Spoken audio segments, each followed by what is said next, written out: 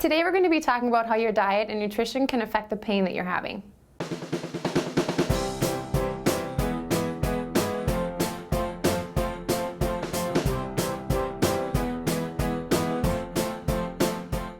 Hey everybody, Dr. Brittany here at Bloomington Wellness Center, and today we're going to be talking about how your diet and the foods that you consume can have an effect on chronic pain levels. So if you're somebody who has been affected currently or in the past with things like arthritis, fibromyalgia, chronic pain syndromes, chronic headaches, chronic joint pain, any of the above, there's a very good chance that your diet probably is playing a pretty large part of the pain that you're having. The reason for that is that when we eat diets that are high in highly processed, highly refined, high carbohydrate, high sugar diets, what happens is it ramps up inflammation levels in our body. While inflammation is a very healthy and natural process, when there's too high levels of inflammation in our body, it has the opposite effect. So what it does is it decreases our body's ability to deal with outside stressors, and it decreases our body's ability to be able to function optimally. For most of us, a highly inflamed state in our bodies then leads to extra pain in our muscles, joints, ligaments, and other tissues. And it's been being shown in study after study after study that these high inflammatory levels in our bodies contribute to chronic pain syndromes like arthritis, fibromyalgia, chronic headaches, and other things, and also even more serious disorders like your type 2 diabetes, heart disease, and even certain types of cancers.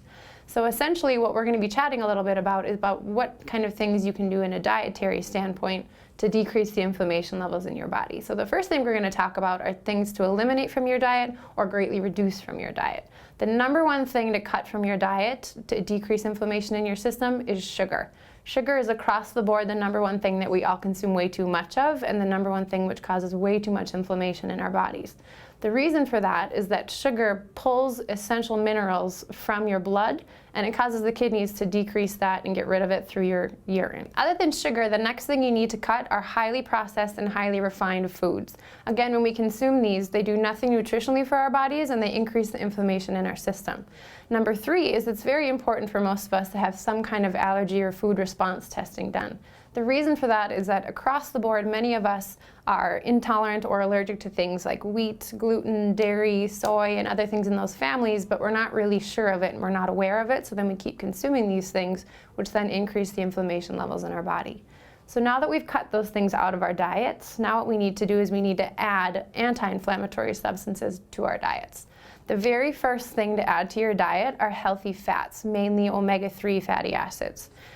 From a nutritional standpoint, the best places to get those fats from are wild-caught salmon, tuna, and other healthy fish, nuts and nut butters like almond butter or walnuts and things like that, healthy seeds, flaxseed, chia seed, pumpkin seeds, those kind of things, and then your healthy oils such as avocado oil, olive oil, and coconut oil and things like that. Number 2 thing to add to your diet are loads of fresh fruits and vegetables. Fresh fruits and fresh vegetables have tons of high-quality enzymes which work in our bodies to decrease the inflammation that's already in our system. So feel free to eat as many fruits and vegetables as you want, and most of us don't get nearly enough, so most of us need to add more to our diets as well.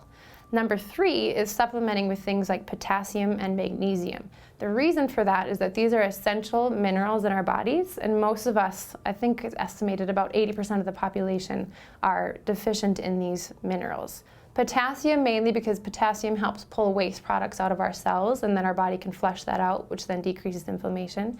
And magnesium mainly because when we take magnesium, it works almost instantly to help relax some of the muscles and joints and ligaments in our body, which then helps to decrease pain and inflammation as well. The next thing that you should add to your diet are special herbs such as turmeric and ginger, which again you can buy in a supplemental form, or you can also just add to your diet with things like Chinese foods have a lot of ginger in them, curry has a lot of turmeric in it, and that kind of thing. If you happen to know anybody struggling with chronic joint pain, arthritis, fibromyalgia, or any kind of chronic pain, please feel free to take a couple of seconds and share this video with them, and feel free to subscribe to our channel.